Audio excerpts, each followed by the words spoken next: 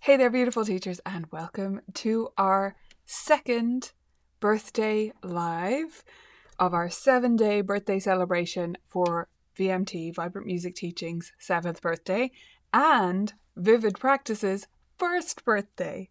She's 1! She's a tiny little 1-year-old. And Vibrant Music Teaching is ready to take on the whole wide world of piano at 7. I mean, oh my gosh, she's all grown up. So we are celebrating this week with the theme of the 7 natural wonders of the world. And today we're visiting a volcano and thinking about mistakes and imperfections, and especially ones that aren't a disaster like a volcano. That's how I got there from there. Most mistakes students make are inconsequential, and yet they feel enormous. So I would love to hear your experiences of mistakes you've made that are a bit funny, or maybe ones that weren't funny and how you got through them, or mistakes students have made over the years, or perhaps how you felt about mistakes and perfectionism as a student. I know many teachers are recovering perfectionists. I myself am not. I've never been a perfectionist. I would have been hard on myself with mistakes in piano for sure. I think it just music brings out perfectionism or intolerance of mistakes in a way that no other realm does, right? So if you're already a perfectionist, I think it's like double whammy. It's like a lot going on.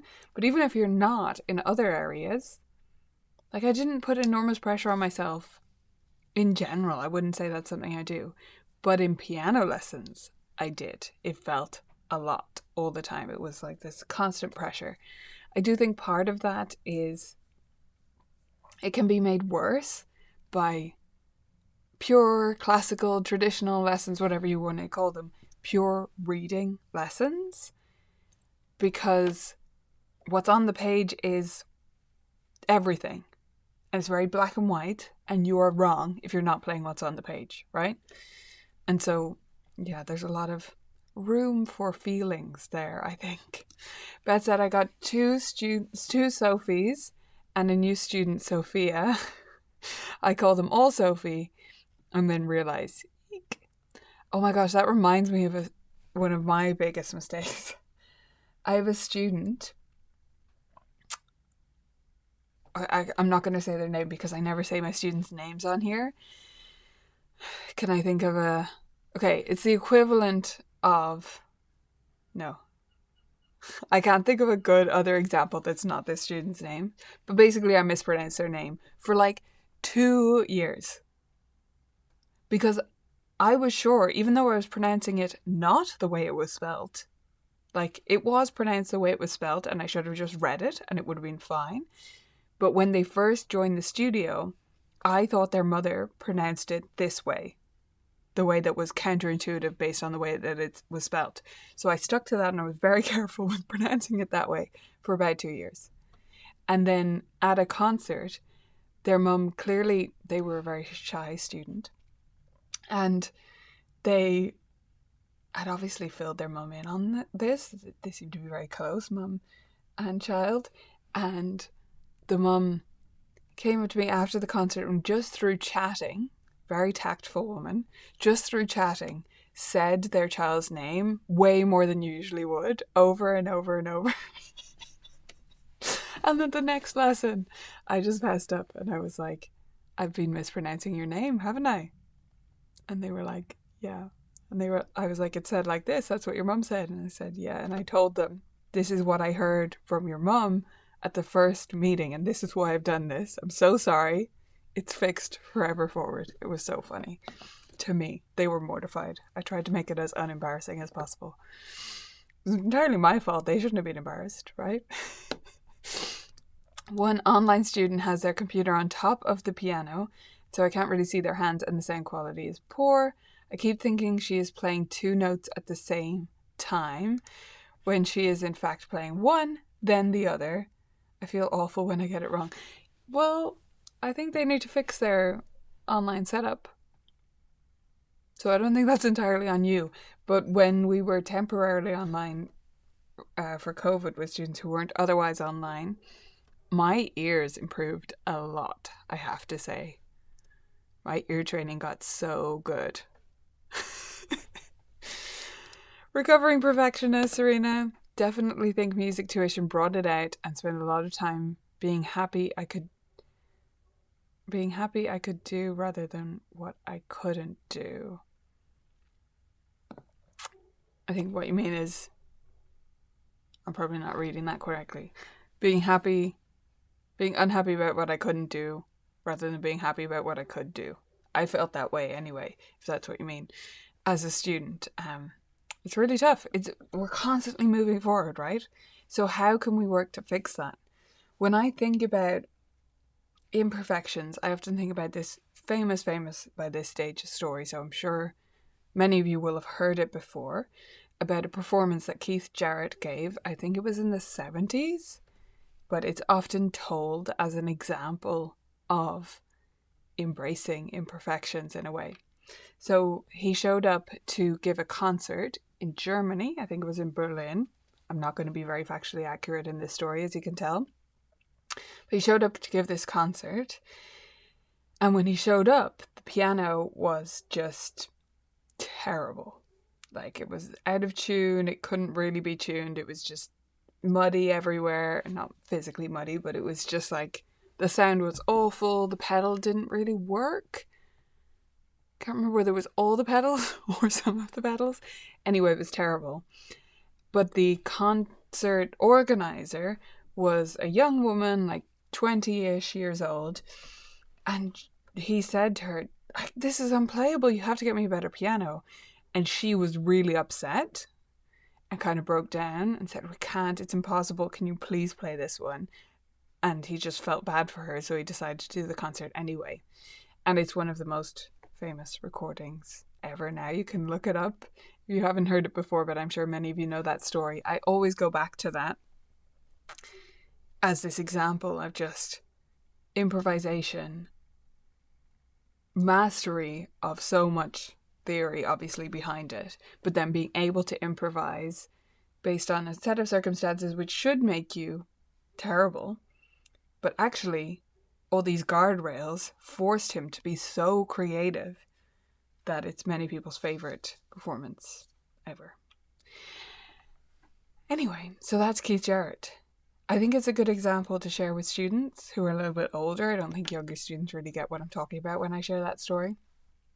But I do think we need to have this conversation with students, right? Because we need them to not feel the way we feel about making mistakes. Is there anyone here who grew up their whole childhood and just didn't think mistakes were a big deal? Obviously wanted to play the right notes and right rhythms and stuff, but is there anyone here who never felt this way? I would love to hear. Because I think most people around playing music do, because it's so specific what we're supposed to be doing, and it is so hard to achieve. And I think it's made worse these days. So something I think about a lot is, if you go back to earlier recordings of really famous pianists, whoever you want to choose, but if you go back several decades to early recordings of really great pianists who were recognized the world over as being masters, especially of a particular composer's works, and you listen to the recordings, there's tons of wrong stuff in there. And then over time, we've become so specific so that the level that they were at then, there is no way that they would win whatever piano competition you want to choose now. Because recordings can be spliced. So over time, we've gotten better at splicing different takes together and creating these perfect recordings that are not reality, that no one has ever played.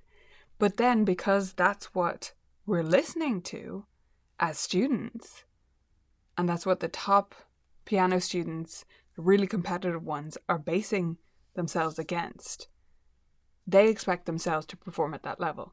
And in some ways, this is when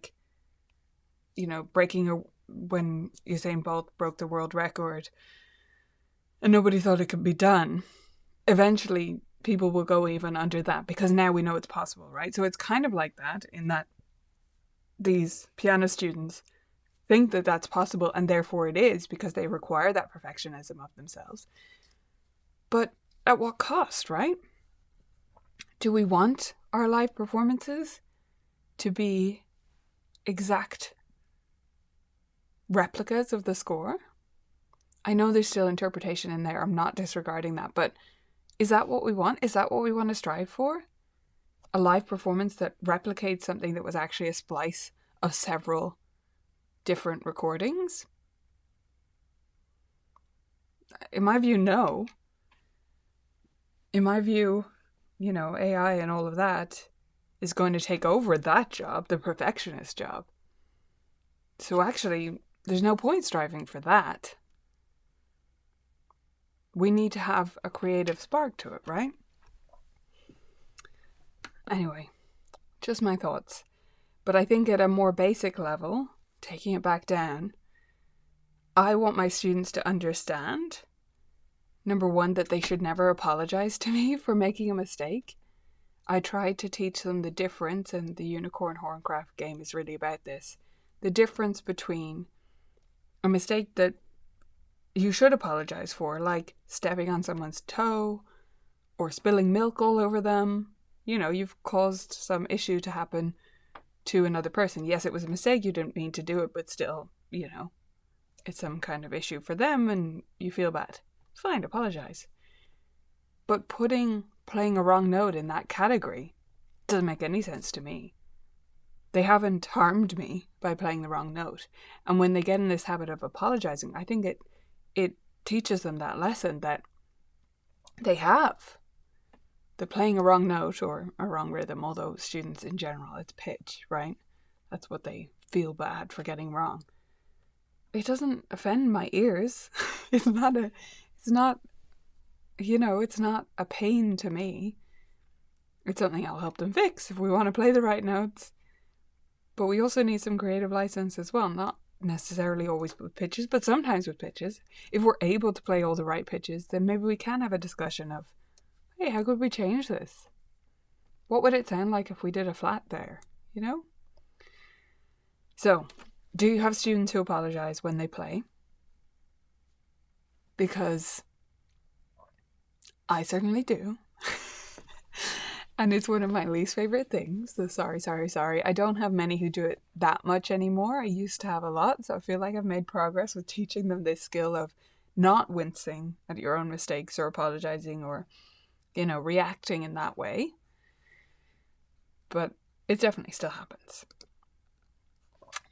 More examples of mistakes. Beth said, I played a hymn for a wedding, but forgot to change the sheet music for the hymn after the ceremony, and started the new hymn to the music of the previous hymn, which worked for the first 2 lines only. Oops. And it was recorded and forever immortalized on VHS. Imagine it was, more recent, Beth, and it was immediately all over the internet. Thank you for the happy birthday. So, do you work with your students on this skill? I'd love to hear different ways that you work with students. Yes, to the apologizers, right? How do we fix that with them? With some students I had several years ago, a student who, it was chronic, it was ridiculous, it was so often, who we started, it was kind of a running joke with us, we had a very good rapport, and so I said, I'm just going to count all the apologies in your lesson and we're going to aim for fewer apologies next week. And it actually worked. We got it down a lot. Not that she never apologizes anymore, but we got that number down a lot, which I was very proud of, just by counting them. Yes to that, Serena. It's adults. Some little kids do, but it's pretty rare. And it would be very rare that they would be sorry, or wincing all the time at their own playing. It is generally late teens to adults. It's late teens and up that have this habit. And I have to conclude that they pick that up for the education system in general. Sometimes when a student makes a mistake, we try to remember what the mistake was and chat about whether we like the actual note or the mistakes notes better. Yeah, I love that. Obviously, it can't be a cop-out for students who just like aren't trying. I do tell students, okay, you have to prove to me that you're able to play the right notes. But then this comes up especially with like students who are a bit further along with chords. I'll have students who just don't like a chord. It's a bit too jazzy for them usually. Is the reason, like it's too crunchy, it's too interesting, and their ears just aren't accustomed to it. Okay, so you have to be able to play that chord correctly. And then if you don't like it and you love the rest of the piece and you want to play it in the recital, but you're not happy with that as the ending, let's change it. Let's make up your own ending, you know?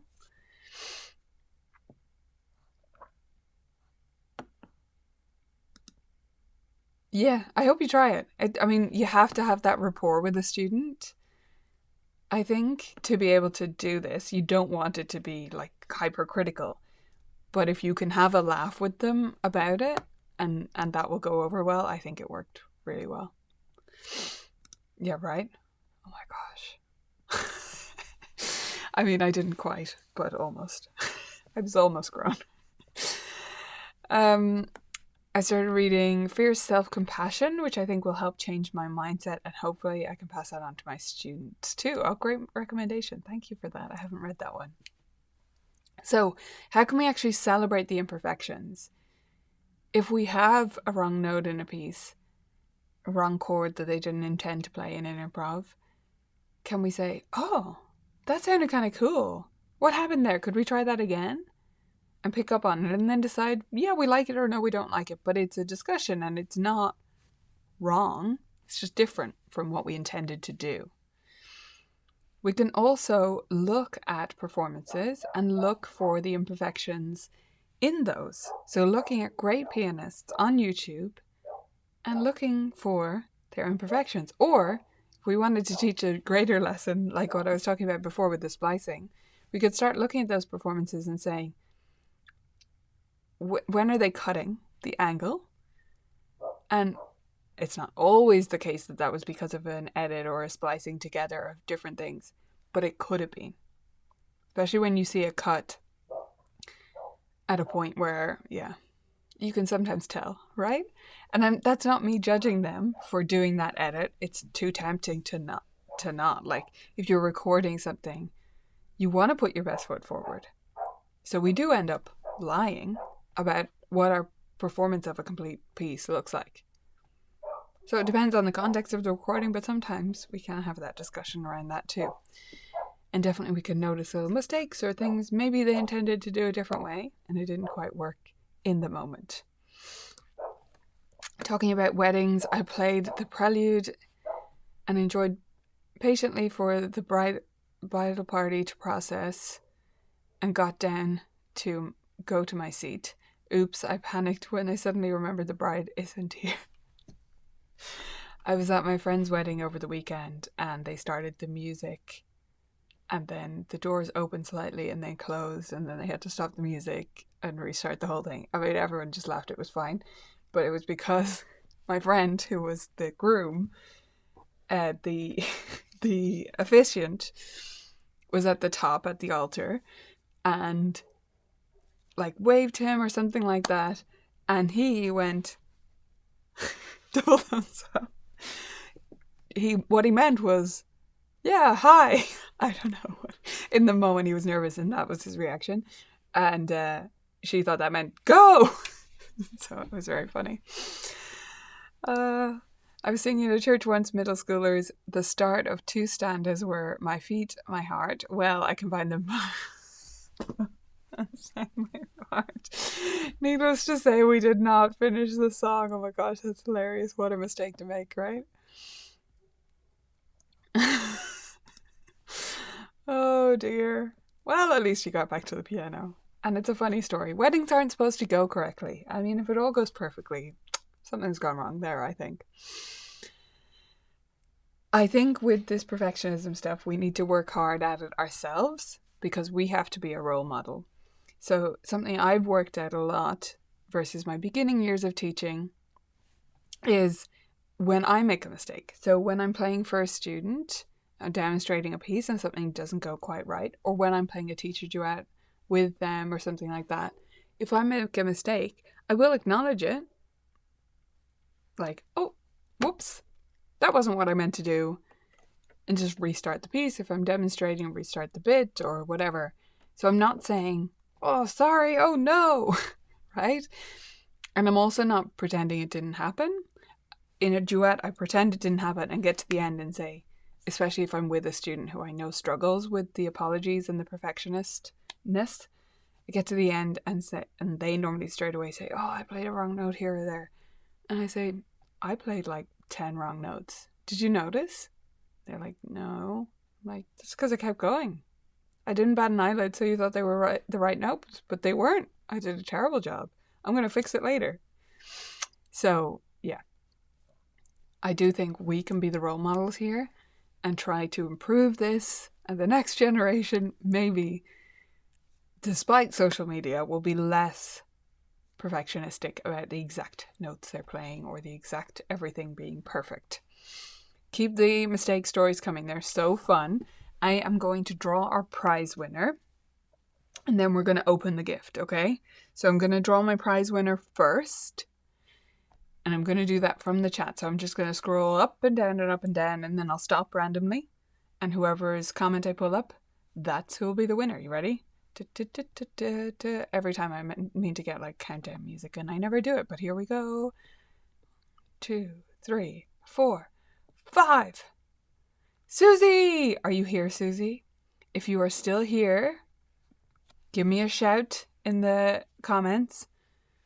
If you don't shout in a few minutes, which I know is tough because you were catching up, so that's maybe a tough comment to pick, but you were there. So give me a shout in the comments. Give me a, I'm here! Or flamingo! Or whatever you want to say. And we will get your prize. Which color are we going to pick to get today? We've got blue, yellow, purple, green, and red. We opened pink yesterday. Blue, yellow, purple, green, red. I feel like Susie is a few minutes behind us, so we might just... I don't want to take it away from her because I think she is alive, but just a few minutes delayed behind us because she was catching up. So I think we will... I don't want to be unfair, so we'll keep it with Susie. There we go! Flamingo! Gosh. Fantastic. So, Susie, we're going to open your prize. And again, you guys in the chat can choose. So we have one vote for green so far. Green, purple, red, blue, or yellow. Susie thinks green. Okay, maybe we're going with green. I love that cheer. Yeah, Susie! Sunny Georgetown, Ohio. God, I wish I was there. Well, no, it's sunny here. It's gotten cold. The last couple of days it's been like, oh, it's autumn. Purple, blue. Green is the only one with 2 votes, so. Oh, purple has 2 votes. I'm going to wait until it's not a tie. Oh my gosh, the suspense. The suspense of it all is ridiculous. Which one's it gonna be? One more vote? Otherwise I'll have to be the tiebreaker. Purple or green? Purple or green? Such a big decision, right? Even though you can't even see the shape of the packets, so you have no idea what they are. Okay, I'm going to be the tiebreaker, and I'm going to go with green since Susie said green herself. So, the green one's up here. And it's a very interesting shape.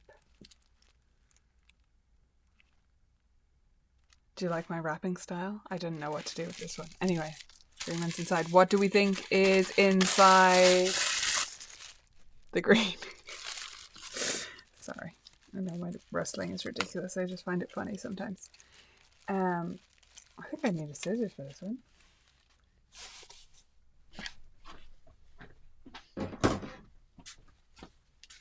Okay, I have scissors. For the fellow sewists out there, the closest scissors were my fabric scissors, so we couldn't use those. I had to go get the paper ones other side of the room. Here they are. We're ready to go. What do we think's inside? I'm going to reveal it in a moment, so give me your guesses. There's no prize for guessing except self-satisfaction.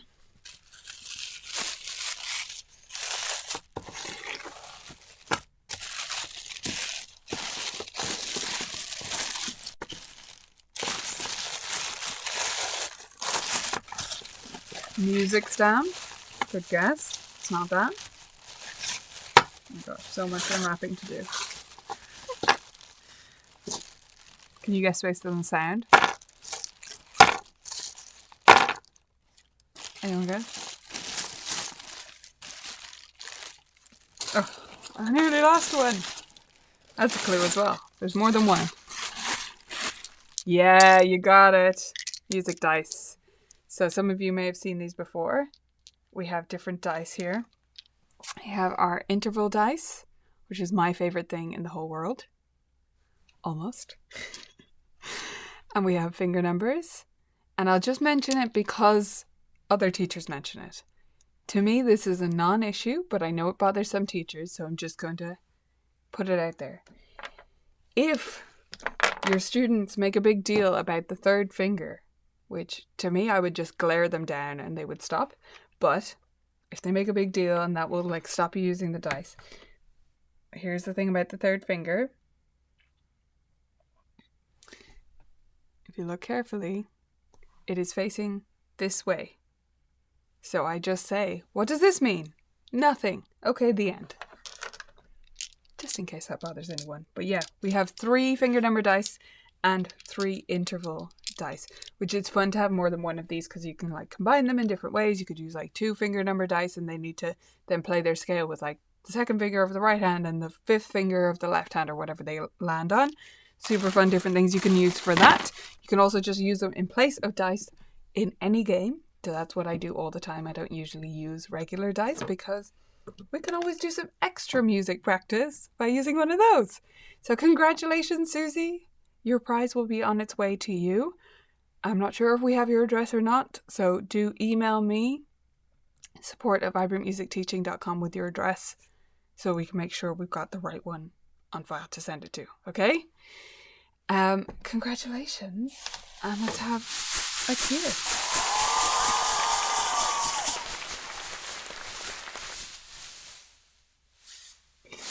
So Susie was our winner today. We're going to have another winner tomorrow. We will be live tomorrow morning my time, so super early if you're in North America. I do understand if you're not live, but a nice time here and in Europe, just a little bit early in the rest of Europe, and a nicer time in Australia, New Zealand, Asia, that part of the world. If you want to join over there as well, we'll be giving away another one of our gifts. After that, we will have Silent Sunday, which I hope you'll take part in. It's a really fun scavenger hunt situation. So you can watch our Instagram or Facebook for details on that, or your email. And then we'll be back live again in an afternoon time, roughly around this time. We're close to this on Monday. And then we have another one Tuesday. And then Wednesday is the biggest day of all, the actual VMT birthday. And I have an amazing, fun announcement on that day. Nowhere is the answer to that, Beth. They're not on our site, so we only do them at conferences and for special giveaways like this. Yep, it is only for members, so you need to follow the member link in the calendar to find it. Okay, thanks so much for joining me. I hope you'll come back again tomorrow if you can make it at that time, or maybe on Monday on the live then. And I hope you have a fabulous weekend. And I'll see you soon.